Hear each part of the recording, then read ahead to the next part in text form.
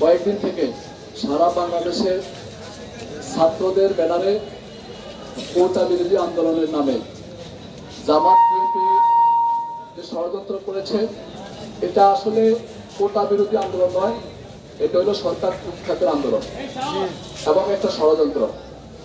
যেই ষড়যন্ত্রগুলা 1975 সালে স্বাধীনতা যুদ্ধ হয়েছিল, সেই পাকিস্তানি প্রেতাত্ম আত্মারা আজকে কোটা বিরোধের নামে ছাত্রদের সাথে মিশে সেই রক কাটা পার্টি জামাত ইসলাম এবং বিএনপি সন্ত্রাসীরা আমাদের রাজপথের আন্দোলনের লড়াকু সৈনিক ঢাকা কলেজ ছাত্রলীগের নেতা সজীবকে নির্মমভাবে হত্যা করা হয়েছে। আজকে তারই আলোকে লক্ষ্মীপুর ছাত্রলীগ আজকে এখানে গায়েবানা নামাজ জানাজা অনুষ্ঠান উপস্থিত আছে। আমরা লক্ষ্মীপুর জেলা ছাত্রলীগের পক্ষ থেকে, বাংলাদেশ ছাত্রলীগের পক্ষ থেকে আমরা সবুজের পরিবারের প্রতি, শোক সন্তপ্ত পরিবারের প্রতি সমবেদনা জ্ঞাপন করছি।